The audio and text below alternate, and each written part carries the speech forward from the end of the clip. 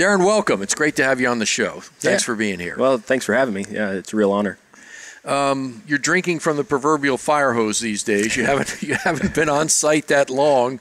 What are the primary takeaways from the time you have been here? Wow, you're exactly right. Drinking from a fire hydrant is how I felt this first month. It's been amazing. You know, I think the most interesting, most exciting thing is to go around and to get to know the coaches, their personalities, their programs, the unique challenges that they face, whether it be an individual sport, a team sport, and then kind of where I fit into that. And it's going to look different for every program. As part of my responsibility is to be a resource, and someone that they can collaborate with and come up with the best way to create an environment that allows our student athletes the best opportunity to succeed and reach their potential. And so I think the most exciting, most fun thing is how my expectations have been blown out of the water just because of the uniqueness of this place and of all the different programs. Yeah. What got you interested in this area? What was your path to coming here? Sure. Coming here to Notre Dame or to this profession? To this profession, really. Sure. Well, I was drafted out of college to play professional baseball by the San Francisco Giants. Had a decent career in the minor leagues. I spent more time as a suspect than a prospect, but had a few moments there where I had some success. And so, but during that time, I realized what a huge difference the mental side made, especially at the highest levels where you can only become so talented, and 95% of the guys, 5%, in professional sports, we call them the freaks, and we just kind of leave them alone, and for whatever reason, God gave them a gift, and they separate themselves. But for the other 95%, the difference is the mental side, and so I became really interested. Got injured a few times and dealt with going through rehab and the difficulty of that, and unfortunately, injury led to my retirement from professional baseball. The Giants asked me to stay on and coach, and then coaching opened up a whole new can of worms because now I got everyone's perspective, not just my own. And so that was fantastic, discouraging, frustrating, fantastic, all those things together wrapped up in one. But getting to learn how to coach young men and help them reach their potential and get to see all the obstacles and different challenges that they face. And that got me pushed more into sports psychology and what that looks like. And so the San Francisco Giants did not have a sports psychology program at the time, and so they approached me and asked if I would start one. Ultimately, after I went back and got my master's in sport and performance psychology, did that and rolled that program out, and then from there, and then it opens up a whole new can where like, wow, this is amazing, because obviously operating under the umbrella of confidentiality, you get some more insight into what makes the best tick and how to be able to maximize that on a daily basis. And so from all that, it's led me to this place and doing what I do now. It's hard to imagine an organization that's had more recent success than the Giants. Obviously, a great culture there. Sure. Of winning. Without revealing any trade secrets, what were sort of the key components of that from your perspective? The things you participated in. Sure. I would say first and foremost, great players make you look smarter than you really are. Buster Posey and Madison Bumgarner are two of the finest. But one thing that I've seen is consistency. Consistency in the coaching staff, consistency in the front office, consistency of the messaging that we're trying to get across, and very clear identity, very clear culture and what we're trying to create. And so we're very consistent in that. And at the same time, the team is player-led. The manager, Bruce Bochy, and the coaching staff were able to turn it over to some phenomenal leaders, like I said, Madison Bumgarner, Buster Posey, and Hunter Pence as an outfielder, and Jeremy Affeldt, who just recently retired, was in the bullpen, and have all those unique leaders, and they all lead in their own way, but to be able to take control of that team. And since the message was so consistent, and since the staff was so consistent, they had clarity, I guess, in how they were going to lead the team. And so I believe that hands down, because we definitely didn't have the highest payroll, and our 2010, 12, and 2014 teams, which were our 3 World Championship teams, were not as talented on paper as our 2002 team that lost to the Angels in the World Series that had Barry Bonds and Jeff Kent and that crew. So it was really fun because I was a player then and sort of got to get to know some of those guys, see how that evolved, and then I got to see the difference that culture makes. And culture is the separator. And we say that, but now the magic is how do you make that happen on a daily basis. Yeah, and of course the mountain we challenge you to climb is 26 teams, Sure. not one team. So how do you approach that dynamic with so many customers? Sure. Well, I think the first thing to be mindful of, and at least I'm mindful of, is that the coach is the expert. And my job is to help them coach the way they intend to coach.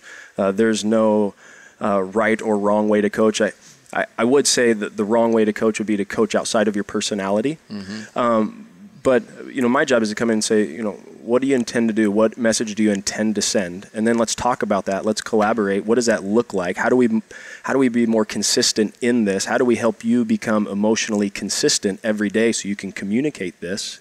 Because I know this, if you're emotionally consistent as a leader, the people that you're leading are going to be emotionally consistent, and then their performance will be consistent. And so it's helping them understand that, and then helping them craft a message that makes sense, because ultimately we want the message in the preseason to be the same as the message in the regular season and then the postseason, because physiologically we're going to respond depending on the message that we get. And so it's just getting to know these coaches, getting to know what their intentions are, what their goals are, what their core values are, what do they want their team to stand for, and then saying, how are we going to do this? How are we going to roll it out, and let me work with you to do that. How's the reception been so far? Great. It's so cliche. We've heard this all the time, but the most successful people in the world are lifelong learners. Yeah.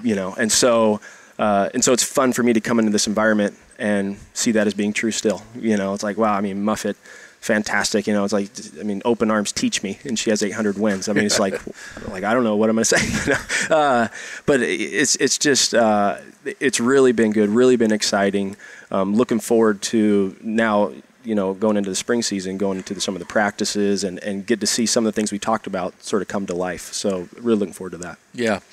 Now, how I know it's early in the process for you, but how much time is spent with coaches and how much directly with student athletes? Well, right now, if I had to put a percent on it, I would say it's probably 85% with coaches, 15% with student athletes, mostly because I'm one person and the enormity and how many student athletes there are. The 15% time I do spend with the student athletes is in the Rosenthal Leadership Academy, which is amazing, which I've learned that the coaches count on to help develop their leaders so their teams can be player-led, which obviously, from my experience of seeing, has produced the most successful teams. And so to get to be a part of the Rosenthal Leadership Academy has been fantastic and helped do that. But the other, like I said, the 85% with the coaches, mostly just trying to get a touch point with them once a week or once every 2 weeks, just to sit down, process things with them. Where are they at? What are some challenges? What are some things that we can maybe iron out, or what are some things that maybe just need an ear? Maybe I don't have an answer, but and sometimes that's good, because if I don't have one, I'm not going to say anything, so I'll just listen. But that's kind of the breakdown right now. As you said, the best leaders are lifelong learners. Where do you go to learn? That's the beautiful thing is I believe we have the best coaches in the country here, and so I get to learn in every conversation that I have. I'm not going to share any of the nuggets here, but Bobby Clark was, I was like a sponge in that meeting. Muffet, the same thing. I was like a sponge in that meeting. Kevin Corrigan, same thing, sponge. And I don't want to leave anybody out, but I've literally taken something away from every meeting that I've been a part of, and then I go write it down. So I have this, huge set of binders of all the notes from the meetings. Now I do that one so I can remember what the heck I talked about with them last time, since there's so many, and to kind of refresh my memory. But at the same time, it's almost becoming like this great source of knowledge base where it's like, wow, I love that. I love the fact that he said that. I'm going to use that, or how can we make this come to life type thing. Yeah, I know it's. I have the same experience every time I visit with them. I'm struck by the privilege of working with these coaches. Sure. We have so many who've been here a long time and so effectively represent the values of these places, but they do have different approaches. They do have great insights, and it's interesting for me to try and figure out which pieces are transferable, right? Sure. Does this only work for this coach because of some dynamic, or is it portable to other coaches? And trying to solve that riddle is sometimes a challenge. Sure, and I think that's part of the fun of this position is because I get to have conversations with the women's lacrosse coach and say, I was talking with women's golf, and they said something that kind of sounds, would this work here? Or create an environment where we can share these ideas. And I've learned that kind of over this last month that potentially a value in this position would be to share some of those and say, hey, have you talked with so-and-so? Like, I think you guys would really get along, or, hey, here, or try to find a time where we can't, and organize that for them because they have so much going on. Because experts can help each other, and as different as they all are, from my conversations, they're kind of experiencing some of the same challenges. And so I think it would be fun to eventually bridge that and allow them to help each other, because iron sharpens iron. And I think it'd be great to get them together. You mentioned consistency of message with the Giants. One of the things I was really interested the first time you and I ever talked was consistency of language too, being really intentional about. You gave the example of how the Giants refer to their players. What all of those things really matter. Sure, yeah, absolutely. They do matter. And it's hard because it's like you don't want to get too paralysis by analysis. But what else do we have other than our messages? Right. And I say in anytime we're communicating, there's the message we intend to send, there's the message we send, then there's the message that's heard, and then there's the message that how they heard it. So there's kind of 4 pieces that go into it. And so, so I think the more intentional we can become as leaders in going, this is what I intend to send, and this is what I'm sending. If we can really marry that and be intentional in that, then and base that in sound research, being sport and performance psychology principles, and obviously past experiences, and then we marry those two, then I think we have the best opportunity to create an environment where our athletes can thrive. Well, I couldn't be more excited to have you on board and what this new initiative represents for our student athletes and our coaches. Thanks for all you're doing for us, and we'll have you check back in with us in a future show and see how we're doing. That sounds great. Thank you, Jack. Thank you. We'll be back in a minute.